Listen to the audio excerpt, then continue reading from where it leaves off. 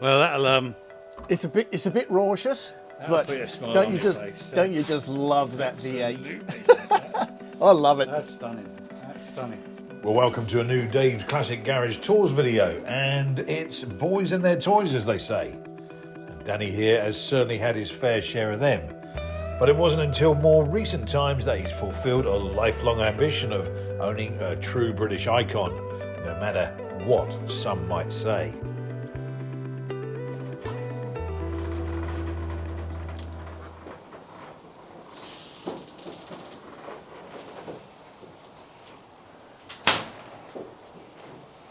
I'll tell you what, that's something you don't see on Johnny Smith's barn finds or any of those man caves. Is an electric door on the sheds, do you, back in the UK? No, It's crazy how they are so common here, but you never see, you have to be a multi-millionaire to have an electronic door on your shed back home. Yeah, and we take things for this granted in 2024, but anyway, this is Danny. Yep. And Danny has got my dream, well, certainly my first favourite car. And you know what? I'm less embarrassed to say anything that it is my favourite car nowadays, because they're certainly getting a resurgence. Let's go and step in there, but Danny, so to get you out the sun. So yeah, Danny, tell us a bit about your story with this car. this was something I wanted to have as a kid growing up back in the 70s, watching the likes of Per Eklund and Terry Cabey and Tony Pond driving these things was something I loved because they looked different and they sounded completely different to your Escorts and your Talbot Sunbeams and your Vauxhall Chevettes, which ran Lotus engines, apart from the Ford, obviously. And Which were all good sounding engines. Oh, they did sound good. I'm not knocking them at all. But this was different. Yes. For today at Abingdon on the banks of the sleepy River Thames, BL's Special Tuning Division, once a home for the great European rally-winning Healey's and the diminutive but potent Minis which followed them, is now home for Britain's most powerful rally cars, the 3.5-litre V8 engined Triumph TR7s. The arrival of one of Britain's premier sports cars onto a rallying stage dominated for years by Ford has kindled tremendous interest both at home and overseas. The squat, low-slung machines in their patriotic red, white and blue livery have, in the short space of 2 years, been developed into a powerful force as tarmac rally cars. The car's handling on asphalt surfaces has proved to be its forte. And in June last year, Tony Pond shook the European rally world at the historic battleground of Ypres in Belgium.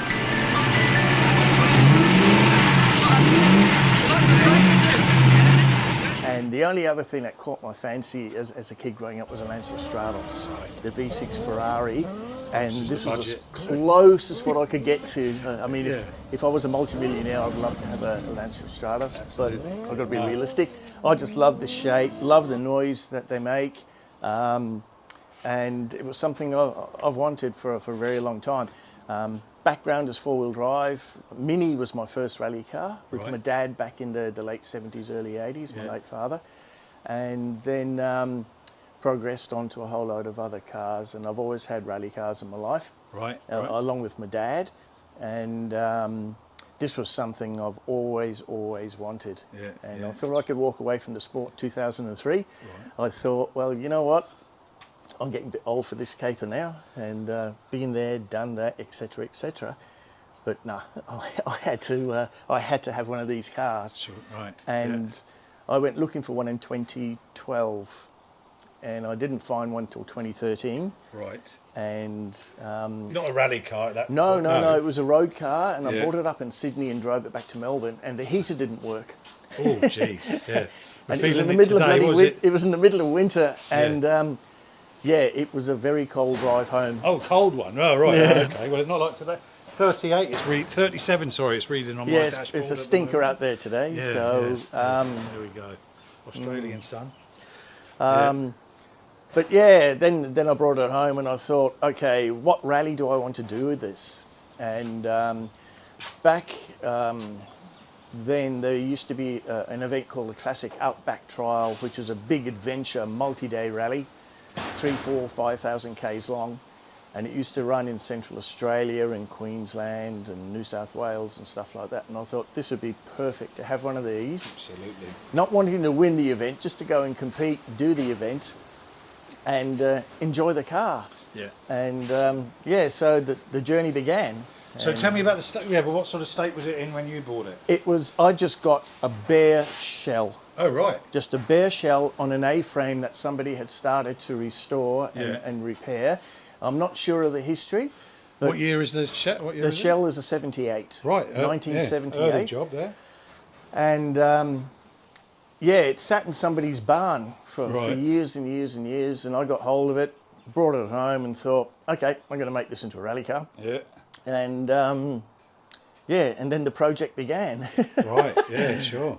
So, And so tell us about that process. well, the first thing I did, Well, yeah, come on from the start. I started the research where I could get bits and pieces from this, and the best place that I found to get bits and pieces was Rimmer Brothers back in England. Of course, yeah. In Lincoln, I think it was. Yeah. And yeah, so I spent a fair bit of loot with those guys, getting bits and pieces for it. Absolutely. And there was also a guy down in the south of England, close to Goodwood. Yeah. I can't remember his name, but he got the fiberglass bonnet and the guards and bits and pieces, and I bought them from him and brought them out. Spent a nice bit of shipping as well. Yeah, well, there was a lot of loot spent getting bits and pieces across from the UK. Absolutely. Yeah. The engine obviously is a V8 3.5 litre aluminium Oldsmobile engine. Right. So I got a lot of stuff out of the States, out of America. Buick, for this. aren't they? I think it was Oldsmobile or yeah. No, it's Buick. It could be Buick. Yeah, it's It Buick. could be Buick. Yeah. Yeah, they bought it for, All I know is it cost me a shitload of money buying stuff out of America for it because the Yanks weren't interested. Right, really. So, and they weren't, because essentially it's the Rover 3.5, isn't it? Yeah, well, it was only a 3.5 litre. Yeah. So they just weren't interested in a small block. No, exactly. I mean, growing up back in the UK, if you had a 2 litre Escort, you had a big block rally car. Absolutely, yeah. And a But three- why did you go to the US to get those parts? I mean, there's plenty of There is Rover bit- SD1s engines. In England, Yeah. yep. But to get the right pistons for the thing, and it uses I used Chev Conrod, Right. Conrods, 6-inch Conrods, Yeah. which were an I-beam. Okay. The pistons come from the United States. Yeah. They're a flat top. The rings came from the United States. The lifters, because it runs hydraulic lifters rather than roller rockers, which are too big and they take up too much space. And Sure. plus, the original ones didn't have roller rockers. Right. They just had hydraulic lifters and they had Webbers. Yeah. So what's your background then? You're obviously speaking from a Automotive engineering. right. I learned from my dad. He worked in the British Leyland tuning department in Okay. Cowley and was involved with the Works Minis with Rayno Altonen, Paddy Hopkirk. Oh, well, we can see where the And you don't that's fall, where the apple passion- doesn't fall far from the tree. Yeah. And that's where the passion came from. And indeed, our very, very first rally car was a Mini Cooper S Yeah. back in Ireland. And my dad financed it for me, but I had to do all the work. Yeah. So I had to learn how to work on stuff. And hence my passion for British Leyland cars. Absolutely. And here we are in Australia now with one of Yeah. these. There is a few other people in Australia that have these cars, but they're using General Motors and Holden bits and pieces in them. The original ones had a 3.5 litre engine, Yeah. and that's what I wanted to have. And they only had a pair of Webbers rather than 4 Webbers. Right. So that's what this has got. Okay. And so this is what would be the first livery for a TR7. A V8. Well, the Brian Colcheth ran a 2 litre one. Right. Okay. And with the Sprinter engine in it. Yeah. And the first time this had a V8 engine in it was with Tony Pond Right. Okay. and that's- in this livery. in this livery. Oh, wow. Yeah, the Okay. bonnet's not finished yet. I'm waiting for Paul Mollison from Golly Photographics, who does all the retro rally signage and stickers. He's been down and measured the car last week. Right. Okay. So we can get it back into the way it was. So presumably we're 5 days out from retro rally. He might be a bit busy at the moment. Yeah, he is very busy, but he does a fantastic job. Yeah. And he's got a great reputation as a photographer Okay. and sign writer. Yeah, Or sticker maker. Okay. So what's been the what were the difficult parts? What were the to source? What was the difficult parts to fix? What was the difficult? Tell us about the trials and tribulations of putting together this car. The biggest thing was sourcing the parts, and also with what I was doing for a job at the time meant that I was spending a lot of time away. Right. And so I didn't have every weekend in the shed to do anything at all. So yeah, it took a long time. And another thing we're blessed here, you can see in Australia, is with decent-sized garages around. The shed. It's called the shed. They call it a shed. We'd call it a bloody mansion for a garage back home, wouldn't we? Yeah, well, you put probably 2 cars in this, and there'd be a bed sitting in the 2 cars corner. and a mini. So very, very fortunate and lucky to have this space to work on it. We are. And of course, being an old fart, I need carpet on the floors. Oh yes, Because the cold concrete's not that nice to grovel around on underneath. It's not high enough to put a 2-poster hoist in, so everything has to get done on jacks and stands and what have you. Would that have had that back home? Home? No. This is something that we use here in Australia because it's so hot, and we want to get air into the car. Yes. And plus also we want to keep the dust out of the car. Absolutely. So a device like this, this is actually off a Toyota Dyna truck, believe it or not. Okay. And it pressurizes the cabin, and it keeps the dust out, and it also brings fresh air into the car. Yeah. And at the back here, we've got some louvers to let the pressurized air out the back. These little flaps here allow the pressurized air to get out and keep us all cooling and try and keep the dust out of the car. But so have you done much desert sand stuff on it with this? It's a bit of a tragic story, really. We got the car ready in 2018, and we went up to Alice Springs, and we arranged for 3 weeks to go and do it. And it was a bit rushed, and I had a great bunch of guys helping me. Glenn Watson from Geelong, who did all the gearboxes. He's got a business called Shiftworks, and he did the gearboxes for me. Ed Lee, Malcolm Olbra, my good lady wife, Andrew Baxter is another guy that came and spent a lot of time helping get the car ready to go to Alice Springs. And then, of course, there was the guy that was going to navigate for me, a guy called Lucas Zinteg, who runs another business down in Moorabbin. Yeah. And he put a ton of effort in the last 6 months, and contributed a fair bit financially as well to get us up there, because it was a pretty expensive event. Yeah.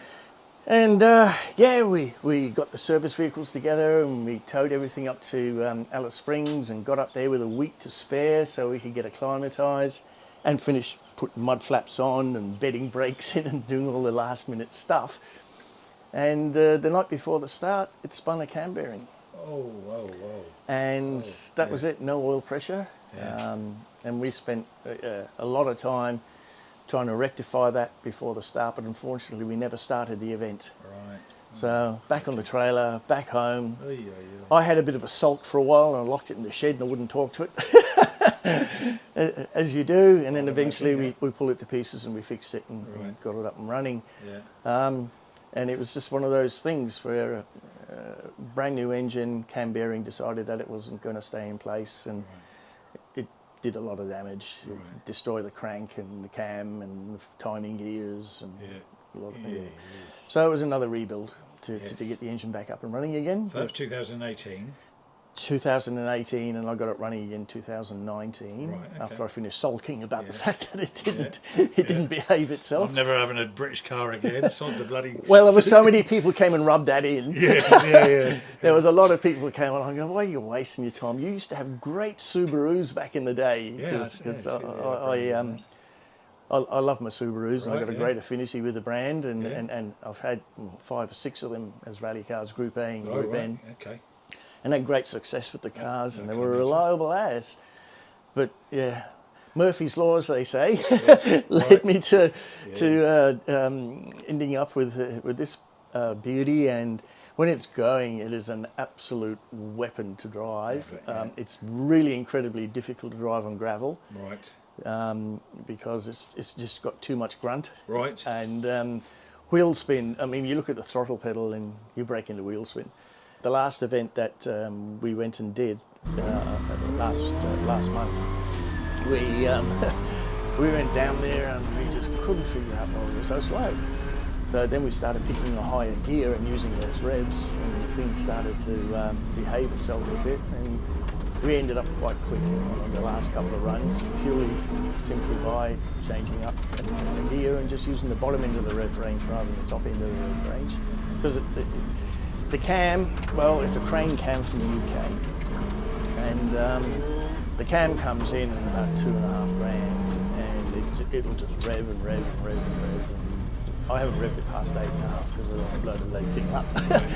But it just keeps going. Wow. And once it gets going, it goes. It's got 11.5 to 1 compression ratio, flat top Keith Black pistons from the States, and Weber's. And yeah, it boogies along quite nicely. And the problem is it's so small and so light. It's 1,080 kilos. Is it really? And that's even with the roll cage and all the plating that we put into it to go and do the classic Outback Rally, which is a desert rally basically in Alice Springs. So we had durability and endurance in mind rather than light weight and speed. So I've got another shell wrapped up. Okay, just in case, huh? And yeah, but it won't be a heavy one, it will be a lighter one. Oh, right, yeah. So it'll probably so wait, you do another car or? If the missus permits. Right, okay. And if we went Tats Lotto tomorrow, we'll start again. But yeah, look. So what do you to experience more power, or what do you want out of that car if you ever get that other dream? I'd never built one of these before. I built lots of Subarus and I've built lots of other rally cars with my background. Minis, Datsuns, V8 Commodores, Mitsubishis, all that sort of stuff. But I've never built one of these puppies before. And it wasn't built with the priority of winning stuff. It was built just to say I've got one. And just to have a V8 Rover, V8 TR7. And I've got that now, so I look after it and nurse it. And, Well, the other one, if what would be the purpose of this other building the other shell? Is that? It would be. I've learned so much, and I know I've learned a lot of mistakes building this, as you do when you do something you haven't done before. And there is an easier way and a faster way of doing a lot of stuff that I did. And for example, when we built the car. When I built the car and put the cage in it, we found that with the big rally seats, we couldn't fit in the car. Right. And I ended up having to cut the floor, and then when I did some investigation looking at what the works cars did, they actually cut the floor and dropped the floor where the seats mounted. Oh, yeah. So, yeah, I had... well, you got some, they naturally come sitting quite high, so you've got some give there anyway, haven't you, I suppose? Yeah, well, I've dropped the seat mountings by 70 millimetres. Right. So we can fit into the car. Right, so the mounting. So the actual floor where the seat is mounted is 7. Well, if you have a look under here, you'll see there's a box that actually hangs. There's a box that hangs down there. Oh yeah. And the seat is mounted in that box. And you've still got plenty of clearance there. Well, we've got clearance on the ground, and we've also got clearance for our heads from the roof. Well, it doesn't even sit below the blooming shaft. Yeah, so there was a lot of learning experiences that I encountered over the years of putting the car together. Yeah. Trial and error, as they say. Yeah. Now we've got it to the stage. Toby, who's a great mate, he's like my virtual brother.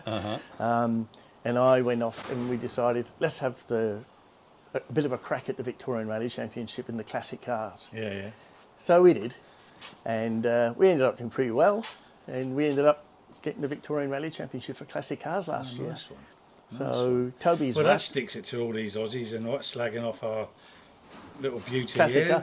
And our main competitors were V8 Commodores. I bet. Yeah. And I mean, it's friendly. It's a great rivalry. There's a great camaraderie within the rallying fraternity here in Victoria, and it's probably the best place in Australia for rallying is Victoria. Right. There's a lot of people that do rallying in other states, but here there seems to be a good bond, a good fellowship, I guess, where we all help each other and we're friendly. But we still want to go out there and beat the other guys. Absolutely. So, yeah, we were very fortunate with that last year, and it surprised us at the last round. Yeah. when we finished it and bits and pieces came through, and we weren't focused on it at all during the year. We just wanted to go and enjoy the car and enjoy the rallies, enjoy being in the forest. Yeah, yeah. And we basically did a Bradbury with it, and it fell into Right. Like I say, we've long suffered our favourite car being the object of derision and whatever. How have you noticed a change in people's response or perception of it over the last few years? Would you say? Well, a lot of people were very sceptical about it, but in actual fact, yesterday I was talking to a photographer who was in Boysdale, and he got an absolute cracker photograph of this. And I was talking to him, and he said, people love hearing this because it's different. Oh, right, and they love seeing it because it's different. Yeah. Which it is. Yeah. But, and it gives me a little bit of a sense of, well, you know what? You did make the right choice. I have. I've got what I wanted as a kid growing up. Absolutely. Yeah. So I was saying to Danny earlier, you know, my love for this came out of the fact that I literally sat in a apple tree at the end of our street waiting for one of these to go by after I first saw it in a magazine when I was 6 or 7, and then Star Wars came out, and it was like an X-wing fighter going down on wheels going down the road, as far as I'm concerned. Danny, being a couple of years older than me, remembers a certain Joanna Lumley, aka Purdy, from the Avengers. The Avengers. It was a yellow one, wasn't it? Was theirs a yellow one? I think it was either yellow or green. I can't remember. I was too focused on Joanna Lumley. Yeah, right. What's his name? Old Patrick McGowan had the Broadspeed XJ. He had the Bentley, didn't he? He had the old green Bentley. Oh, he must have been in the later series. He had the Broadspeed 2 XJC. Yes. Yeah, and there was the other guy. There was the third guy. And he had, what did he have, a jeez. Dolomite or something like that? Yeah, something like that. They're all British sailing cars. Yeah, all British sailing cars. Yeah. I guess one of the big things with this is that when I started researching and looking around the internet, I actually found a model of what I wanted. And that's what I thought, I'm going to have a real one of those one day. Let's have that. Is that a Trax one or? I bought it from England. Oh, right. So, not years ago. Yeah. And so you're near. yeah. You got the so number? we're getting the Lombard REC livery done. Beautiful. And that will be in place for the Rally Retro Day next weekend. Nice one. Which I'm hopefully going to be sitting next to you. Yeah. Or if I'm not able to drive it, Toby Unfortunately, will we've drive both. Well, you've done your left leg in ACL, or is it no? Achilles. Achilles, and I've got a big fat ankle from tendonitis as well. So We're just getting old, mate. yes, exactly. Right, well, mate. So actually, let me just have a quick. I didn't get a decent look Do you inside. want me to I'll put come some in the lights other on for you? side. Yeah, I'll turn some lights on so you can actually see it, because it's very dark in here. It is. Oh, nice and oh my God! I can see I'm going to have a right old mare getting in this on Saturday. Yeah, you'll fold up and get in there. Okay, look at that. Wow. That should. That's amazing. So yeah, getting hold of parts in for the dash in that regard. Well, for a that's what rally they dash. ran. They ran a Branks trip mixer right, yeah. in the works cars. They didn't have that fancy hydraulic handbrake. No. Yeah, the So the dash, body of the dash is there, isn't it? Still. Well, I've tried to make the dash look as authentic as possible with the works cars, and even down to the stage that I got Lucas Instruments or Smith's Instruments from the UK for it. Yeah. And That's quite the thing, buddy. Quite the thing. Yeah, that's. But as you can see, it's a tight squeeze to get in there. Yes, yeah. Well, it looks a bit roomier than Keith's Lancia 037. Isn't that a beautiful car? Absolutely. That is an absolute credit to that man to build that with his English wheel and his shed. Yes, yeah, absolutely. Which he made. Yes. Okay, mate. Well, Bit of a legend. well, we're going to. So who had their hands on this then when the build? That's you say you'd. I did everything apart from paint it. Wow. And the sign writing. The bits and pieces, like I said, came and I made them fit. Wow. All the welding, the roll cage. My friend Glenn Watson from Shiftworks built the gearbox. Yeah. And we started off with Leyland LT77 gearboxes, but they're like 130 kilos, very, very heavy. Yeah. So now there is an Ivan Albans straight cut close ratio dog box. Right. And when we first put it in the car, the intercom wouldn't work. Well, it did, but it wasn't good enough because it was making so much noise. Wow. And there's no insulation, so you're sitting on the gearbox. Yeah, yeah. So we had to go and buy a noise cancelling intercom and helmets so we could actually hear Right. Yeah. with the noise. Plus you got a pair of Webbers Yeah. and extractors. Absolutely. And it's Well, let's have a incredibly look hot. underneath. Oh no, did we have a look underneath yet? No, we haven't. No, we opened haven't. it. Well, No, let's no. have a look. I mean, I know. It's supposed very to be. it's very scruffy. Oh my gosh, it's supposed to be dusty. You've just been driving it. I haven't cleaned under the bonnet because and being a fiberglass bonnet, it's yeah. quite easy to get off because normally the bonnets hinge forward, Yes. but this is size of them. as the original works cars were with a pair of Webbers on the V8. And a lot of the stuff has been custom made, obviously, because you can't just buy it. It's very scruffy. Apologies for how dirty it is under here. No. But everything has been made down to the power steering because the car didn't have power steering. Right. Okay. And with all the Subaru bits and pieces I had lying around, I thought, I've got all this stuff sitting here. I might as well utilise it. So where does that come into play with regard to competition? And you know, Those freedoms that exist with this classic car don't include stuff like your suspension pickup points have to be the same. Yeah. You can't change those. yeah, The engine block and the engine has to be a Leyland 3.5 litre, which it Yeah. is.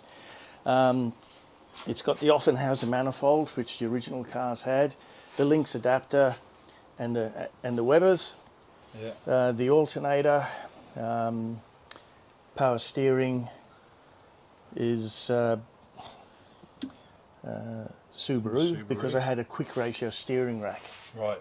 And Yeah. this thing being so tail happy because of the wheel spin, I couldn't drive it if I didn't have a quick ratio steering rack. Right. Wow. So the steering rack gets a workout, Yeah. as I do. Yes. Yeah, sure. And it's funny when every time we get photos of this thing, it's not going in a straight line. No, I can imagine. Yeah. It just breaks into wheel spin, and Right. it's just awesome fun to drive. And like I said, back in the 70s, watching the likes of Roger Clark and Burr Eklund and Malcolm Wilson and Tony Pond driving these things, Absolutely. the noise is buried in my brain. Yes. I've yes. got to have the V8. Through that Welsh forest or wherever it might be. And, Yeah. No, I wasn't going to. Well, hopefully it will. I wasn't going to ask, but I was going to wait until Saturday. But seeing as though you're offering, we'll have a start of the engine if it's. Well, it's a nice warm day, so it probably will be Yeah. smart. But I might have to take this boot Sure. off. Oh, mate, I don't want to put you through that. Oh God. Oh no, Yeah, but I want you ready for Saturday. Don't want you bloody putting yourself back. I'll be out. right if I can get. Oh, just between you, me, and the wall, I love the sound this thing makes. Yes. And I've got to get myself match fit, as they say. Yeah. Okay. Oh, hang on. The steering grip is there. Bit of effort to get into it. Yeah.